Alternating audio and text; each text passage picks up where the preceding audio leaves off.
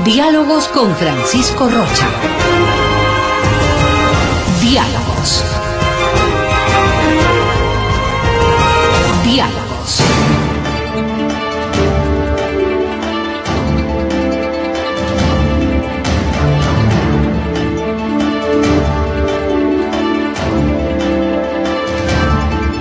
Buenas tardes, amigos. Estamos ya iniciando los diálogos de la tarde y hemos invitado al doctor Santiago Guarderas. Si bien él es el director provincial del Partido Social Cristiano, está dedicado más a este momento a la actividad política y eso es bueno, pero también como ex decano de jurisprudencia de la Católica, como abogado en ejercicio, como maestro universitario.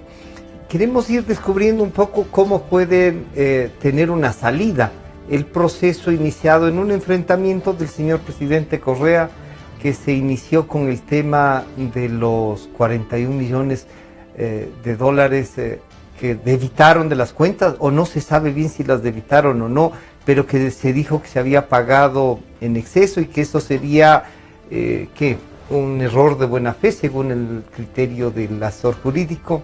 Pero luego una carta del presidente a las Fuerzas Armadas, oficiales que le responden, el presidente que se siente ofendido, procesos disciplinarios, y no, sobre este tema más bien jurídico y de una visión también que pueda mezclar lo jurídico con lo político, queremos conversar con Santiago Guarderas. Santiago, bienvenido, buenas tardes. Primero, ¿usted siente que hay una provocación a las Fuerzas Armadas o hay una actitud del señor presidente que dice, vean, yo aquí hago lo que creo que debo hacer y nadie me puede protestar? Bienvenido nuevamente. Gracias, Francisco. Yo quisiera empezar con una precisión del recuento que usted hacía, porque el problema con las Fuerzas Armadas no empieza con lo de los 41 millones. Recuerde usted que anteriormente ya el presidente quiso destinarlos a otra tarea que no es propia de la defensa de la soberanía. Claro. Recuerde usted que quería que ellos cumplan tareas como guardabosques y otro tipo de actividades. Y darles otras actividades. Exactamente, ya empieza ahí los primeros roces. Claro.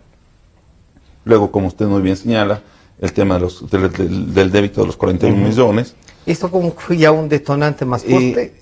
No, porque inclusive yo estoy pensando que entre este primer episodio que yo le señalo y luego el del 41 también hubo un segundo que es importante, cuando recuerde usted que una de las ministras señaló que las Fuerzas Armadas debían servir a la revolución.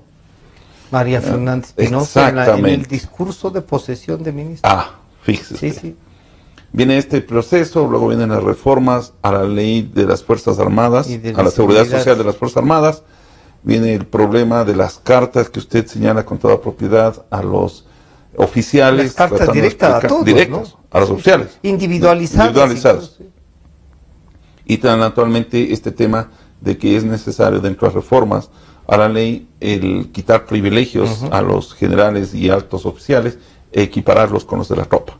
Entonces, una secuencia de actos que yo miro, más allá de la tensión, es la politización, buscando primero debilitar a la institución como tal, dividiéndola como ha sido parte de toda su política con todas las organizaciones y sectores sociales, y el otro, el tema de buscar que unas Fuerzas Armadas sean funcionales, funcionales a la revolución ciudadana, lo cual es muy peligroso, lo cual definitivamente está afectando. Yo creo que eso es un poco la copia del modelo venezolano y nicaragüense, y además es parte del Foro de Sao Paulo. Entonces, es toda una estrategia. Esta sí es una inspiración del Foro de Sao Paulo, pero por supuesto, que se ha demorado en implementarse, pero que se ha intentado implementarse. Se ha demorado, pero que se lo está dando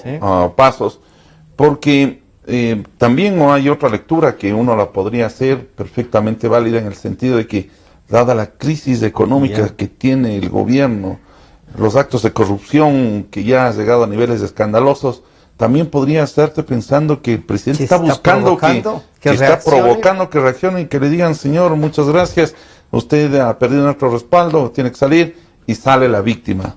Y yo creo que en eso hay que felicitar a las Fuerzas Armadas, porque les he visto muy firmes en la defensa del Estado democrático, y yo creo que ha habido ya pronunciamientos que no van de ninguna manera a romper el Estado de Derecho como corresponde, sin que esto signifique que ellos no van a respetar su posición, su rol dentro del Estado. ¿Sí? Que están asignados constitucionalmente, que para eso se les paga mensualmente, todo eso, y en algunos casos el señor presidente dice que se les paga y muy bien, sí. Son de las mejores fuerzas armadas, de las mejor pagadas. Mire, pero eso yo le digo, sí. Bueno, eventualmente, como este es un Estado democrático, se puede debatir. Ya. En ese punto, a lo mejor los ecuatorianos estamos de acuerdo, claro, en algunas cosas, pero lo importante es que también, por ejemplo, se escuche exactamente a ellos cuál es la posición que tienen. Recuerde usted, acabo de pensar otro episodio, cuando iba el juicio de lesa humanidad, también provocó el que se descabece a toda la cúpula por haber asistido los comandantes. Cada cosa que ha pasado, ha habido una eliminación de los comandantes generales y del jefe del comando. Hermano del ministro. El señor general Merizalde. Que podría ser, y que mire usted, porque está encontrando que sean fuerzas que estén apoyando su tesis y no el Estado constitucional. Es decir, esta relación, por eso le digo, es muy peligrosa. Creo que los ecuatorianos debemos rechazar. Las Fuerzas Armadas tienen un rol muy claro dentro de la Constitución, son obedientes al poder civil, en eso no hay duda, pero tampoco a través de esos mecanismos tratar de imponer interpretaciones que no están en la Constitución ni que son propias de una relación civil-militar. Veamos. Y ahí va justamente, solo con esa presión, lo que usted me señalaba. Mire, el presidente utilizando acciones de protección. Sí, primero, recuerde usted que cuando se pretendían hacer las enmiendas constitucionales, una de las reformas que planteaba el presidente y que se envió, ¿sí?, a través de su bloque legislativo, era eliminar la acción de protección. Y el argumento que decía el presidente para la eliminación es que esa era un instrumento que permitía interrumpir la continua actividad de la administración pública, sí, y que atentaba contra el Estado. Primer hecho. Segundo, el secretario jurídico de la presidencia, Alexis Mera, también envió una comunicación en que les decía, un poco les advertía. Está publicada en la revista Vistazo, que no se debe actuar en contra del Estado. Contra el Estado, y que acciones. Cuidado que en el evento de que vayan a admitir estas acciones de protección, van a ejercer el derecho de repetición contra esos jueces. ¿Cómo usted entiende que después de esos hechos concretos, reales, de esa argumentación, y de hechos concretos, como usted dice, el presidente de la República, porque no fue la persona de Rafael Correa Delgado, él presenta la acción de protección como presidente de la República? Yo he analizado esas acciones de protección.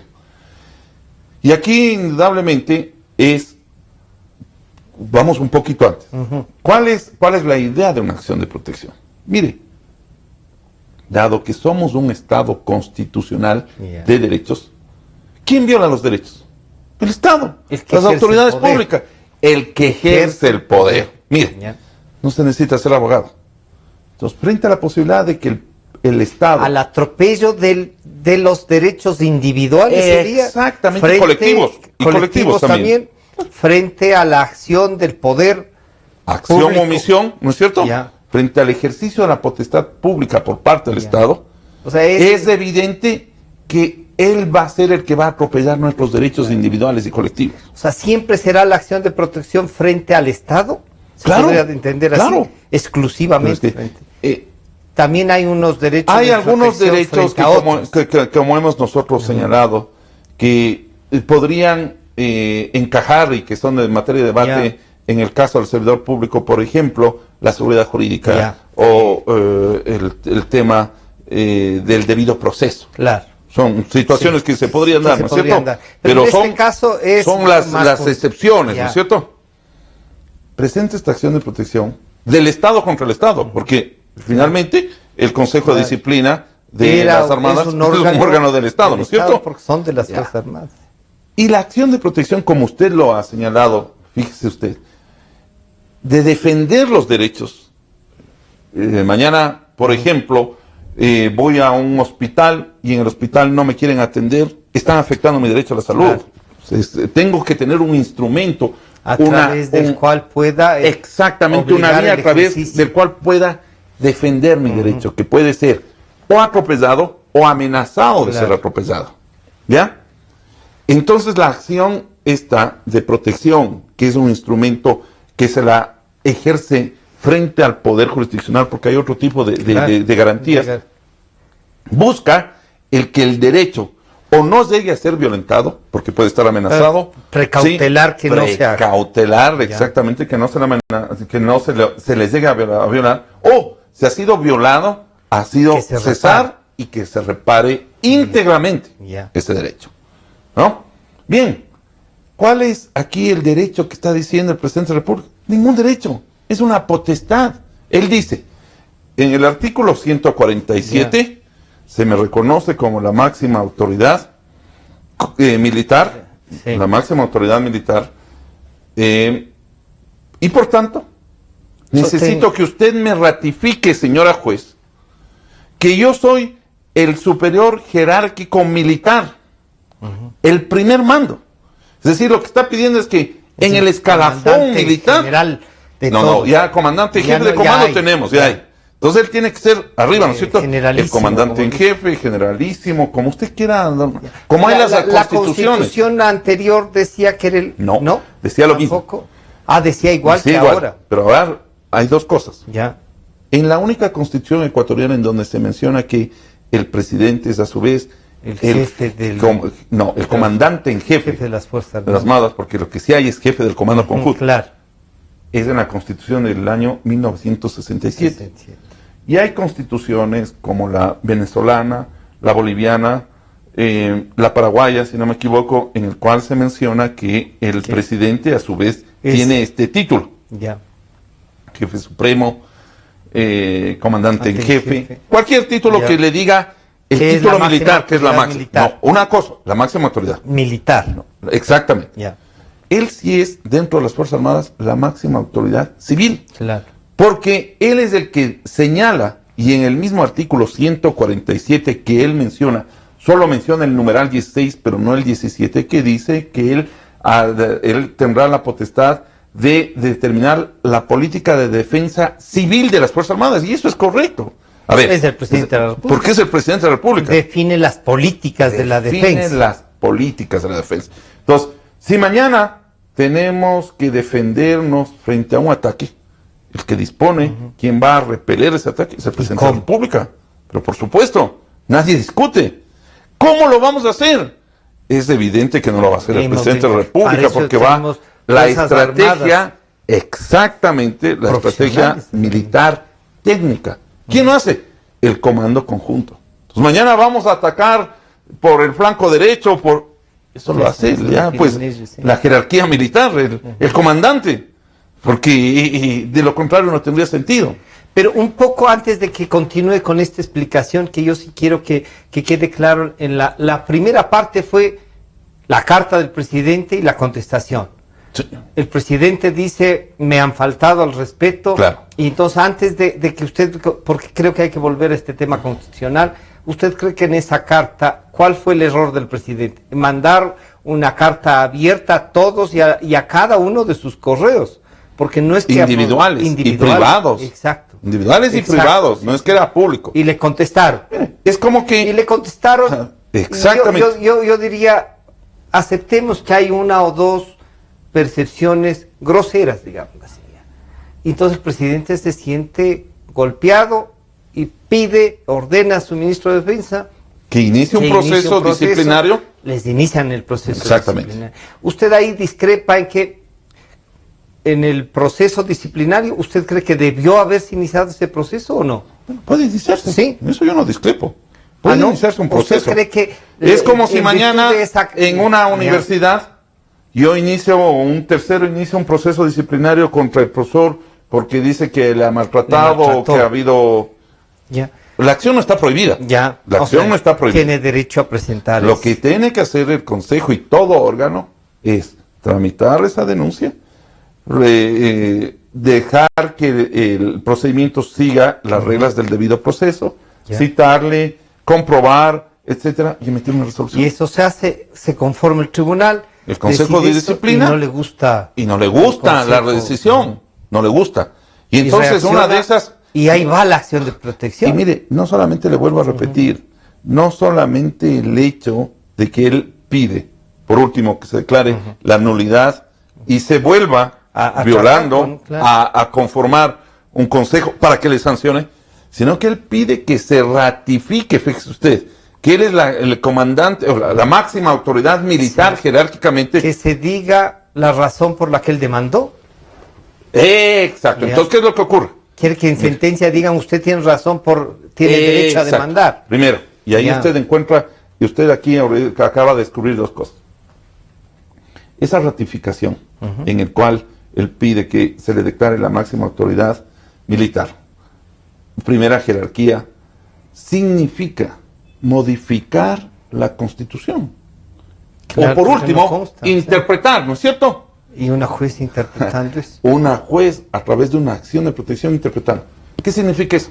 Pisotear la Constitución. Claro. Recuerde usted que en el esquema que se proyectó dentro del Estado, teníamos un órgano, el máximo órgano de interpretación de la Constitución, la Corte Constitucional. Claro. Porque ya ni siquiera el Congreso, porque antes de la Exactamente. Constitución anterior decía que se podrá interpretar de forma generalmente obligatoria el Congreso Nacional. Entonces, o el órgano Francisco, legislativo. están haciendo a través de Claro. este mecanismo, pisoteando, burlando la Constitución y dándole a un juez de primer nivel la potestad de interpretar.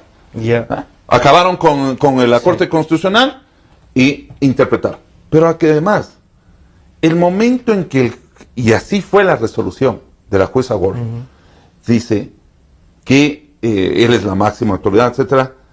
El nuevo consejo de disciplina que se instaure deberá tomar en su resolución las normas que ella ha citado en su fallo. ¿Qué significa? Que le sancione. Que Le fue la ordena juez, con sentencia claro, que en el momento que se instaure el nuevo, se tome en consideración las normas que ella ha citado en su sentencia. ¿Qué significa? Resolvió. Ya la juez resolvió el proceso, ya no tiene otro sentido. ¿Qué tiene que hacer? Aparecer el 5 ciudadanos del consejo, ¿sí? Que simplemente vayan que al en show. virtud de tales artículos quedan sancionados. Claro, o sea, ya no van a poder porque después van a decir incumplimiento de ustedes de una sentencia judicial. Ese proceso está pendiente todavía. No. Está pendiente porque no se ha instaurado Ya. el nuevo consejo. Hay una impugnación del capitán Ortega en el sentido de que está impugnando al presidente que establece que tiene conflictos de intereses y que por consiguiente ese consejo no sería imparcial. Más allá de que jurídicamente es volver a sancionarle a una persona dos Sí, veces. 2 veces. Lo Porque cual está además ya prohibido. fue, sí. Pero ahí, Santiago, pongámonos en los dos planos. Si usted fuese el abogado del presidente de la República, usted diría, sí, pero yo no le hubiese recomendado hacer esto, sí. Pero si usted fuese, y en esta línea de argumentación ya, ¿qué le tocaría hacer? Se instaura el nuevo consejo y si ese consejo no acata lo que dice o no aplica las normas que dice, que hay que destituirles. Mire, es que yo digo, esta es una amenaza velada, Ya. porque un poco les estamos diciendo, tienen que instaurar un nuevo consejo para sancionar. Y sancionar. Porque ¿Quién es mañana que le sancione? el Consejo de Disciplina podría decir otra cosa que ya no le gusta Claro. al presidente, la posibilidad de presentar la acción prescribió. Sí, o sea, el tiempo que tiene una persona para presentar esta denuncia para que se lleve adelante un proceso ya prescribió o caducó la figura para que pueda entender la ciudadanía. El presidente ya dijo, cuidado, que me vengan Claro. con estos términos del hecho de que por una falta de administrativa no no se se hace, cumpla. no. O sea, el presidente ya ha dispuesto qué es lo que se tiene que resolver. Claro, sí. Y entonces yo le pregunto, ¿podrá un consejo de disciplina acatar o actuar independientemente si tiene una espada por encima que en cualquier momento, por cualquier circunstancia, le van a iniciar a ellos ya un consejo disciplinario? También. Pero ¿qué es ahí? Porque mire, el presidente lo que ha dicho... es solo de oficiales. Pero no se olvide que él Claro. ya es la máxima autoridad claro. militar. Él No, porque podríamos culminar en el proceso en manos del propio claro, presidente. porque es la primera autoridad, eso lo resolvió la juez. Ya es, no solamente... Pero en los procesos, ¿usted cree que se puede presionar a que el que termine resolviéndose a él? Pero por supuesto, porque él es, ya lo dijo la juez, en el escalafón, la primera autoridad jerárquica militar. Es decir, Ya.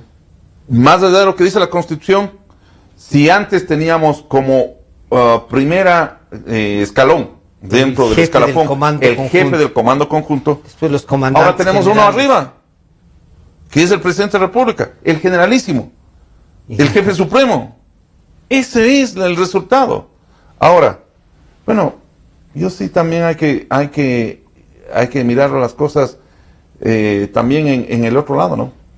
Si el presidente pidió que se ratifique que él fue el jefe supremo y la máxima autoridad, Francisco, también habría que preguntarnos, ¿y entonces quién es el responsable del 30S y de las decisiones que se tomaron? Porque no puede usted ser jefe supremo en unas cosas y en otras no. Porque además no dice que se le declare, sino que se ratifique. Entonces, ya hubo, él era siempre la autoridad máxima. Él sabía que él es. Exactamente. Y que todos los actos decididos por las Fuerzas Armadas... Ergo, ¿no? Es él, pues. Ah, ya. Claro. O sea que a él deberíamos tomar también cuenta de los radares, de Claro, los RUD, de pero todo. por supuesto.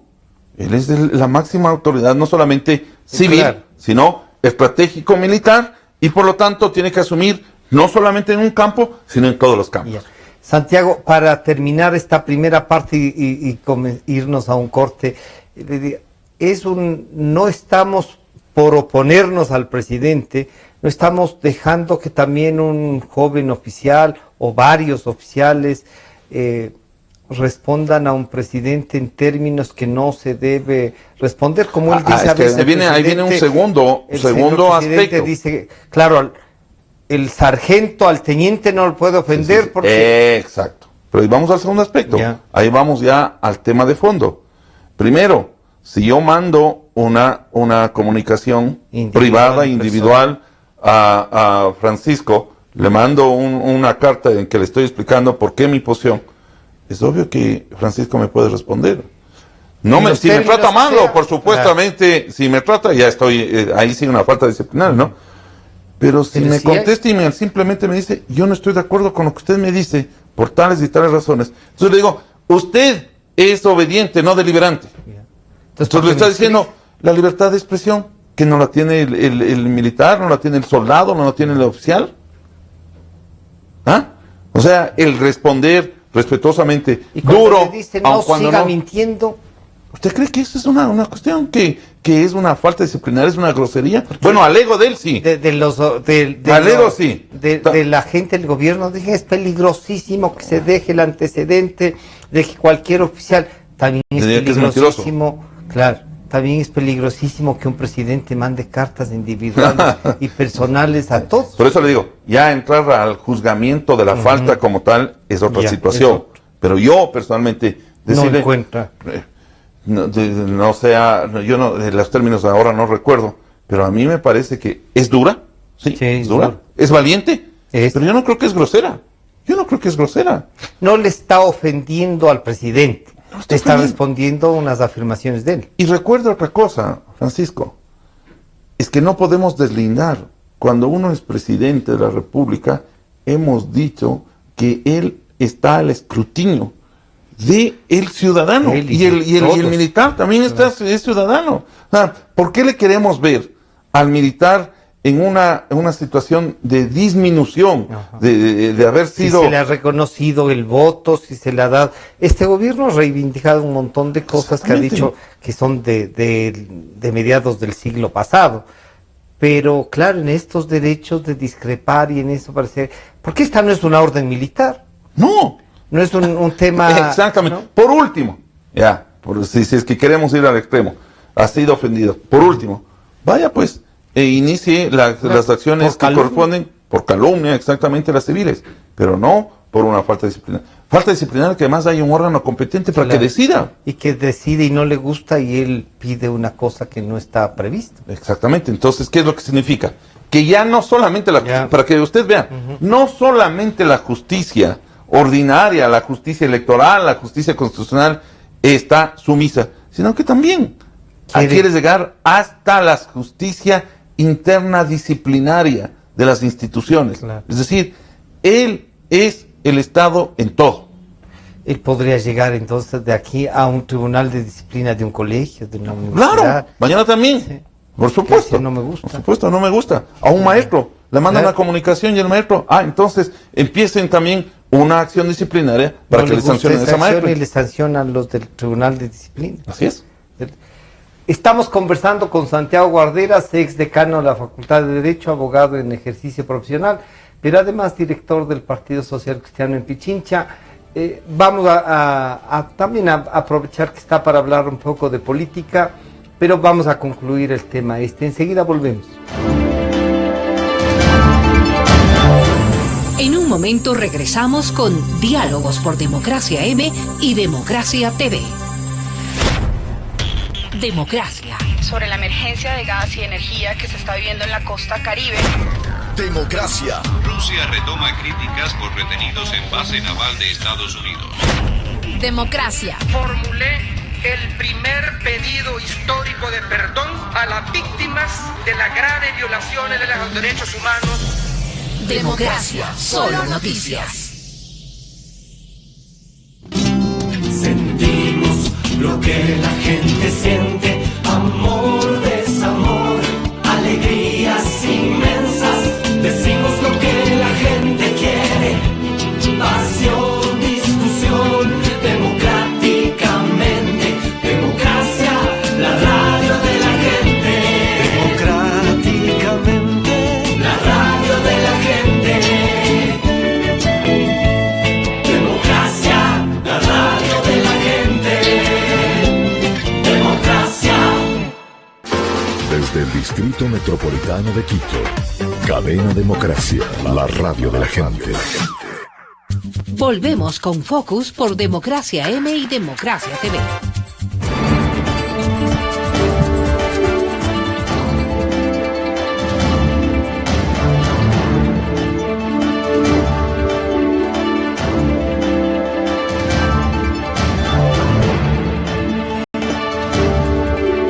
Estamos de regreso con Santiago Guarderas. Santiago, le decía yo, ¿qué podría ser una resolución al Consejo de Disciplina que con esta sentencia? No va a ser el mismo Consejo de Disciplina el que deba conocer esa sentencia y volver a discutir, tiene que ser otro. Sí, ahora tenemos una cuestión. No se olvide que eventualmente se podría iniciar una acción de incumplimiento de sentencia, porque recuerde usted que la acción de protección es una sentencia constitucional. Sí, sí, sí. Y en la Ley Orgánica de Garantías Jurisdiccionales y Control Constitucional hay mecanismos para sancionar el incumplimiento de las sentencias constitucionales. O sea, podrían ser demandados por incumplimiento este tribunal que absolvió al este. Y con el agravante que yo le digo, si la juez prácticamente resolvió, claro, lo único que les queda es sanción. Claro. Y ahora, ¿qué sanción buscará el señor presidente? Es que esto se llama, de acuerdo con el reglamento de servicio militar de disciplina militar, el reglamento es una falta tentatoria y la falta tentatoria da lugar a la baja. ¿Qué es lo que busca? O sea, los quiere sacar. Claro, lo dijo. O sea, dijo. Pero es que lo dijo, dijo que no. Pero por supuesto. Que no podían seguir ahí, que no es correcto. No, él dijo que tienen que salir y a eso va. Pero ahí va a tener que sacar un buen grupo de oficiales. A todos los que estuvieron, porque hay muchos que señalan que prácticamente tomaron el esquema general de la respuesta y lo hicieron. Y hay otros casos de otro capitán que, por ejemplo, llegó al Twitter o a la red social un tema que le pareció... Y retuiteó. Y con eso... Ya. Sí. Deberían entonces prohibirles el uso de las redes sociales. Pero por supuesto. Y no solamente a las personas, a todos los ecuatorianos. A todos los ecuatorianos. Sí, bueno, sí. Hay algunos de estos. Pero, a ver, Santiago, entonces, ¿usted les ha asesorado a ver, en algunas cosas yo les he dicho cómo se puede evitar dentro del marco constitucional el seguirle el juego en este atropello constitucional. Nada más. Pero ellos son en ese punto autónomos en sus decisiones, han actuado en una forma que a mí no me ha gustado, pero ¿Usted simplemente tengo mi conciencia de haberles dicho exactamente qué es lo que debían hacer. ¿Qué no le ha gustado más de estas últimas actuaciones, digamos? Bueno, yo creo que por ejemplo usted que ellos dejaron de hacer. Sí. O sea, dejaron de hacer, porque mire, el mismo hecho de que los consejos de disciplina no acudieron a las audiencias, ellos mismos se dejaron indefensión. ¿A usted cree que debían haber? Claro, debían argumentar. Y sostener por qué. Y tenían salidas. Lamentablemente, como usted sabe, estos son temas profesionales que no se las puede revelar, pero ellos sabían. Y un poco, y lo que sí le digo es que el tiempo me dio la razón. Y yo creo que ellos debieron haber avalado en su momento que si hubiesen actuado de la forma que se les recomendó, hubiesen evitado todo este tema.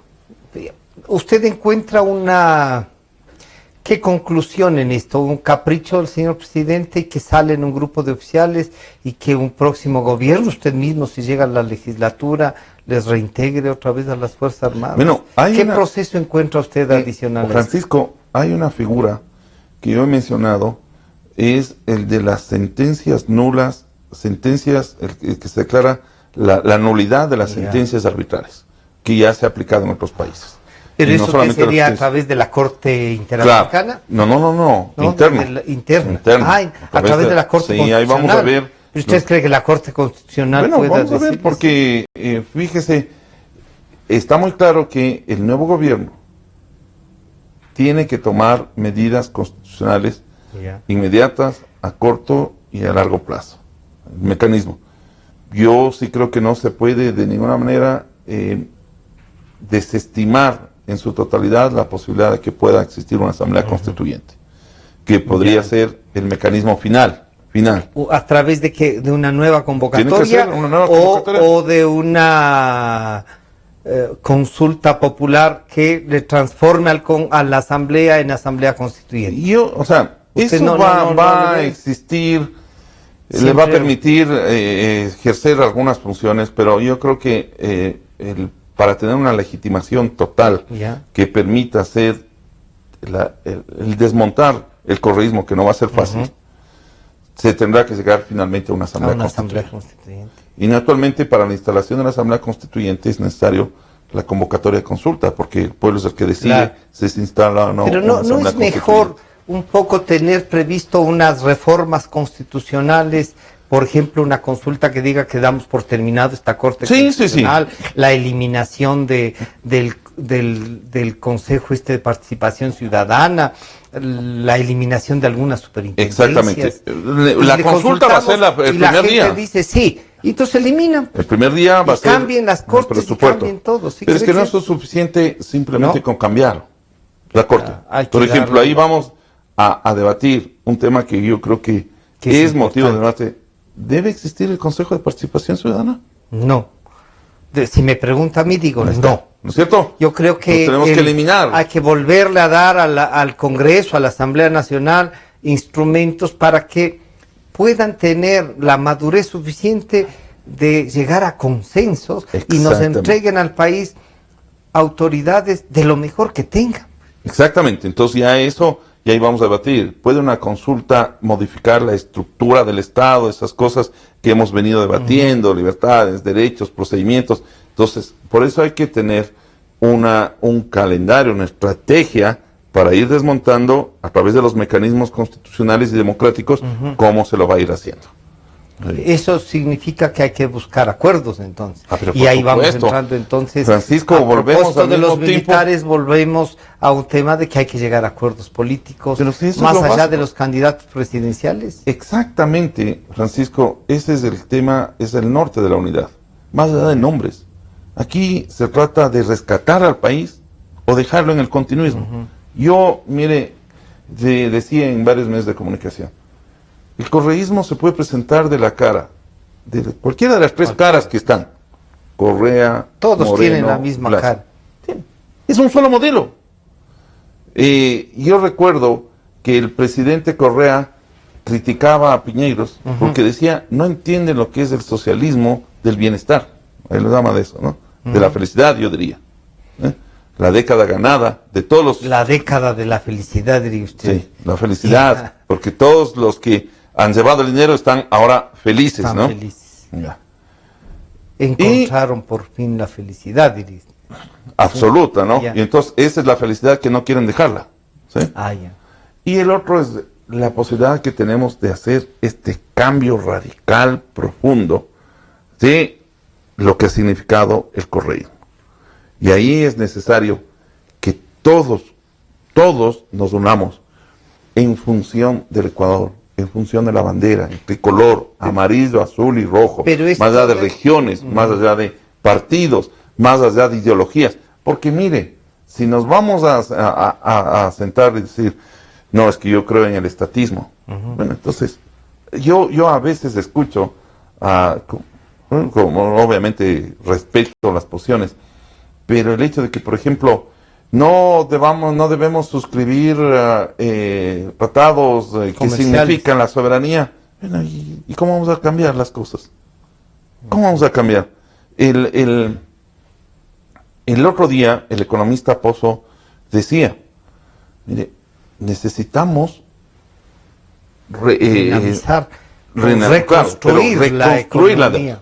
Entonces, tenemos que volver a hablar con los distintos y a lo mejor y a lo mejor tenemos que endeudarnos, Francisco. Claro, inicialmente para cambiar todo el perfil de la deuda por uno que sea factible. Exactamente, y renegociar la deuda. Vamos a renegociar los plazos. Y él decía, en un primer momento, a lo mejor hasta nos toca endeudarnos, pero esto va a permitir el que pueda oxigenarse, hacer esa renegociación. Claro, o sea, comprar adquirir una deuda más barata para cancelar esta más cara. En menos tiempo y con mayor tiempo, digamos, intereses más bajos. Que es lo que se busca, lo que está ahora. Con lo cual se puede pagar anualmente lo que se puede pagar. Exactamente. Y la economía. Claro, entonces usted dice, no, pero es que eso implica el que usted vaya al Fondo Monetario. Bueno, entonces sigamos aquí como estamos. Claro. ¿No? Sigamos. Yo escucho así mismo que cuidado se flexibilice el tema laboral. Tema laboral. Pero más flexibilizado que de lo de ahora. Pero yo le digo una cuestión, Francisco. El tema de los contratos a plazo fijo. Yo creo que hasta la gente de izquierda discrepa con esa posición. Claro. Si están diciendo, queremos eliminar las reformas, las enmiendas que usted...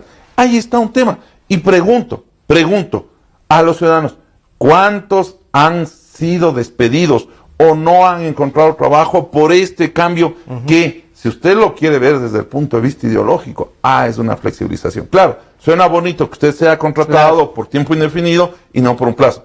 Pero ¿y cuántos empresarios pueden hacer eso? ¿Cuántas oportunidades de trabajo, como dicen, trabajo pleno ahora se tienen, ¿no es cierto? No, con esas famosas denominaciones han logrado maquillar todo, ¿no? Santiago, en virtud de esta unidad, yo le escuchaba esta mañana con Gonzalo Rosero, le escuchaba que estaban participando con otras personas, que usted decía que sí, y el consenso era que no se puede, y a estas alturas una unidad total, pero dejaban entrever que puede haber una unidad para una segunda vuelta y que por lo tanto que no se vayan a maltratar mucho la oposición para que después digan, no, yo ya le dije esto y no puedo salir respaldando. Exactamente. Yo creo que, miren, finalmente si ya no ha sido posible llegar a una unidad plena. Va a haber 3 o 4 grupos, ¿no es cierto? Bueno, más del gobierno. Tenemos que tener en consideración que en la segunda vuelta O votamos por el caudillismo, el totalitarismo, o hacemos un cambio definitivo y profundo a nuestro Ecuador. Y ahí tendremos que sumar fuerzas. Recuerde que en el Perú, aun cuando era el candidato que estaba en posibilidades de ganar de derecha, la izquierda decidió apoyarle a Kuczynski para evitar y del 17 pasó al 50.55. Entonces yo creo que lo que siempre hemos dicho es cuestión de esgrimir tesis en cada una de las y de tener consensos y acuerdos, ¿no? Exactamente. Y hay temas de interés. Mire, ¿usted cree que la izquierda no está de acuerdo en perseguir a todos los corruptos, meterles a las cárceles y que devuelvan todo el dinero que se han llevado del bolsillo de los ecuatorianos? Suponemos que sí, pues no. Sí, o como eran amigos antes y estaban parte del gobierno. Lo que a veces, mire, porque, y aquí está, yo sí, a mí me queda algunas dudas cuando veo incoherencias. Ya. Y le digo concretamente, a mí sí me llama la atención, lamentablemente no está aquí, pero lo podría decir, en el tema de María Paula Romo, en ruptura de los 25, ruptura que recuerde usted, era para romper con todo el pasado. ¿Sí? Todo el pasado, la partidocracia. Y entonces ahora es la líder de la partidocracia. Me decía, no María Paula, pero sí Juan Esteban Roldán, a quien lo entrevisté, y me decía, miren, estábamos en contra de todo esto y apostamos por una, y no nos fue bien, podríamos decir, nos equivocamos, y creemos que si lo anterior no estaba bien, esto no está bien, hay que usarla, porque están de acuerdo ellos también en que hay que tener una institucionalidad política, entonces hay que fortalecerlo. Parecería que entonces van en esta reflexión considerando que lo que hay es que fortalecer los partidos y recuperar las ideologías. En eso estamos de acuerdo. Dice, no es posible cambiar. No, mire, yo en eso estoy de acuerdo y creo que ningún político podría estar en desacuerdo. Es un animal puro, decir, llegué aquí sano y salvo. Yo estoy de acuerdo. Los partidos políticos y el sistema de partidos es necesario fortalecerlo. Tienen que haber. Eso es democracia. Además, son los instrumentos. O sea, esto no es nada nuevo entre la ciudadanía y el Estado. Es decir, no nos inventemos cosas. Eso hay que fortalecer. Pero también hay que hacer unos partidos que representen a la ciudadanía, que escuchen, que generen ideas, que discutan los problemas al interior, que nos traigan nuevas propuestas. Que capaciten, que investiguen.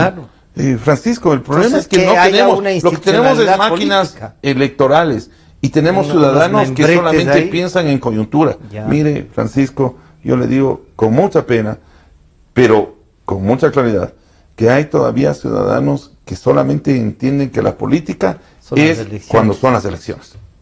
Y ahí aparecen los ungidos. Entonces ahí usted encuentra... Pero ahí destruyen, verá, si es que van a hacer lo mismo, se dan el trabajo de construir partidos, de hacer... y van a aparecer, como usted ha dicho, los ungidos, destruyen los partidos. Así es. Entonces, ¿para qué se hacen si hay ungidos? Tengan un membrete y únjanles cada vez que hay elecciones. Y ahí, por eso, en ese sistema, tiene que vivir la democracia. Uno de los pilares de los partidos tiene que ser la democracia. Sí, con estructuras, que los candidatos resulten de procesos democráticos, en donde tengan los liderazgos, y que cualquiera de aquellos lleve la ideología de esa organización en la cual vienen trabajando y apostando porque creen que esa es la ideología que va a permitir al Estado solucionar los problemas que tienen los ciudadanos. En este sentido, ustedes, Santiago, a fines de mes tienen ya una definición. Tienen de precandidatos a Cintia Viteri y al señor ingeniero Paul Carrasco. De Podemos, ¿no? Él no está inscrito como movimiento, no lo inscribieron, pero tiene una representación.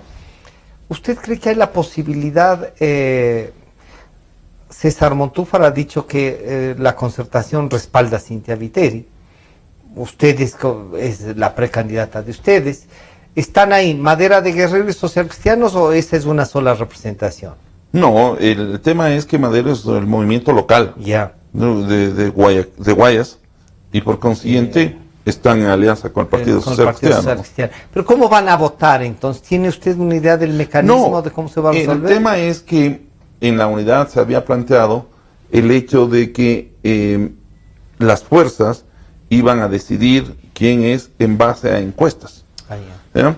Entonces, las encuestas entiendo que ya están prácticamente ya están corridas, ya están varias encuestas que en las próximas semanas, los primeros días de la próxima semana, se conocerán ya los resultados y se hará la proclamación. El jueves 29 a las 3 de la tarde, en la ciudad de Guayaquil, está convocada una gran asamblea nacional, no solamente del Partido Social Cristiano, sino de toda la unidad, a efecto de hacer la proclamación del candidato de la unidad.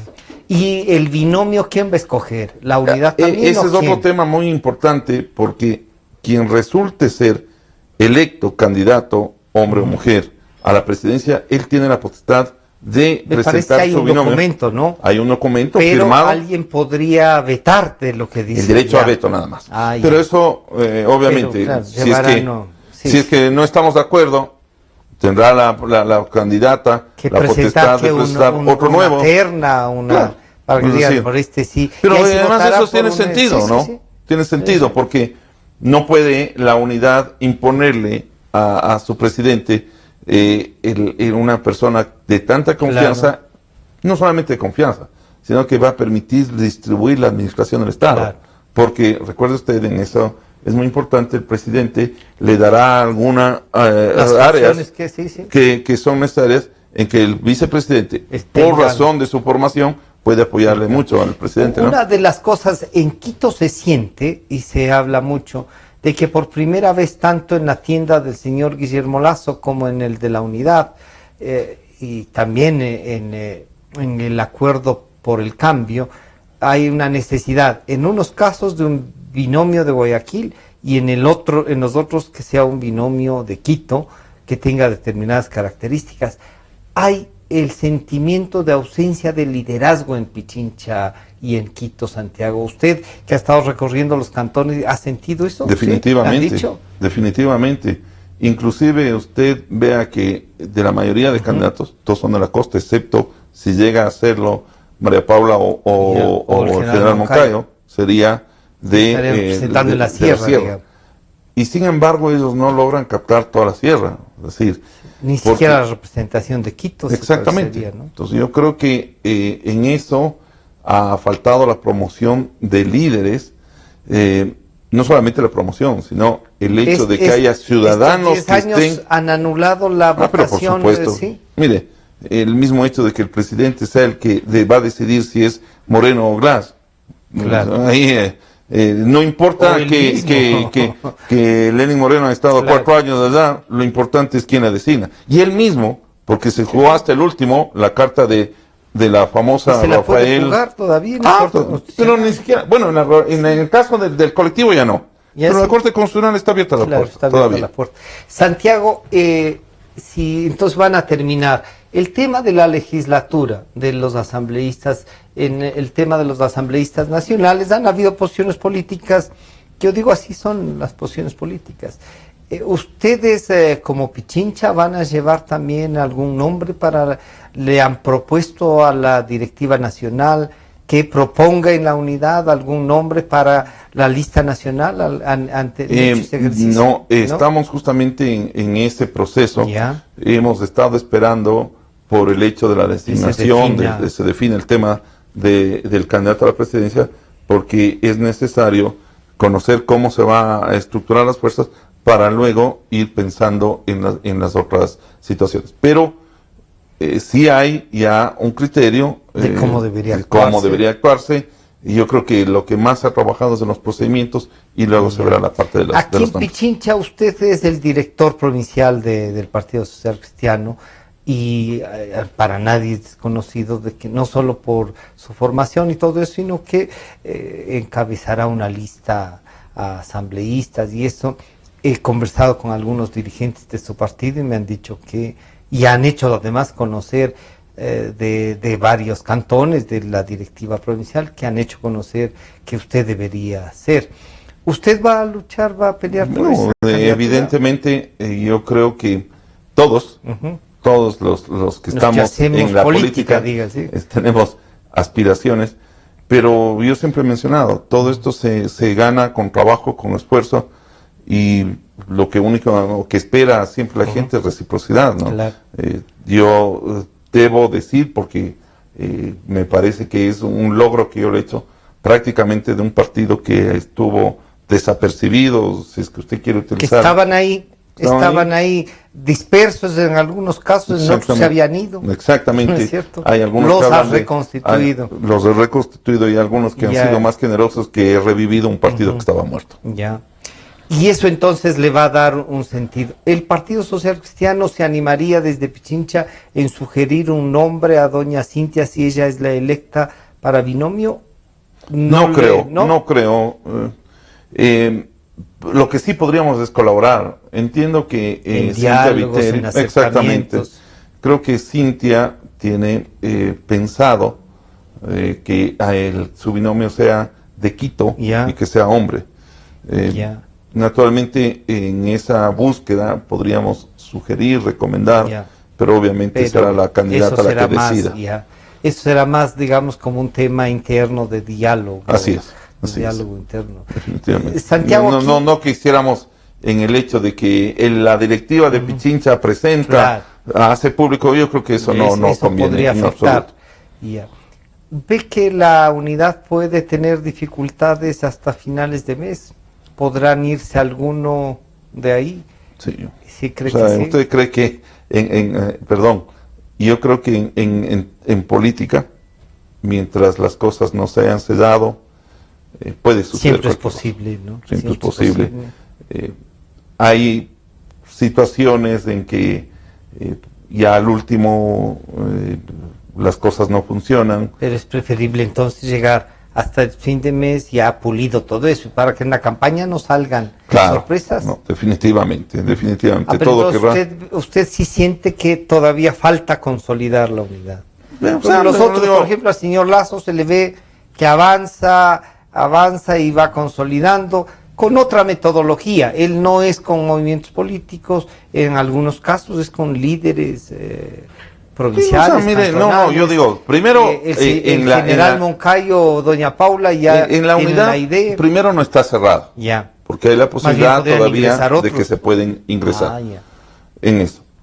El hecho de que puedan salir ahí sí ya definitivamente puede ser el resultado de que cuál fue el objetivo que tuvo el movimiento en esta participación.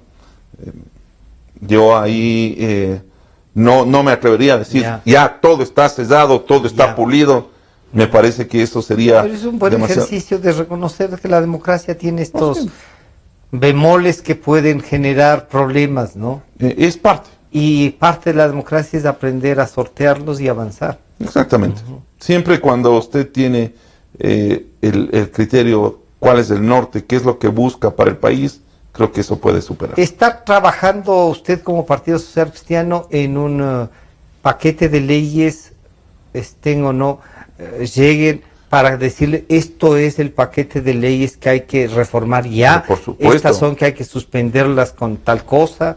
Vea, más allá de eso que parece que ya existe un consenso de que hay que eliminarla. Sí, pero hay que ponerle... Más allá de eso, yo creo que hay otro tema de leyes que son muy importantes, que deben ser reformadas. Uno de los temas que son fundamentales y que yo no escucho es de la participación ciudadana. Hay que darle a la ciudadanía ese rol fundamental.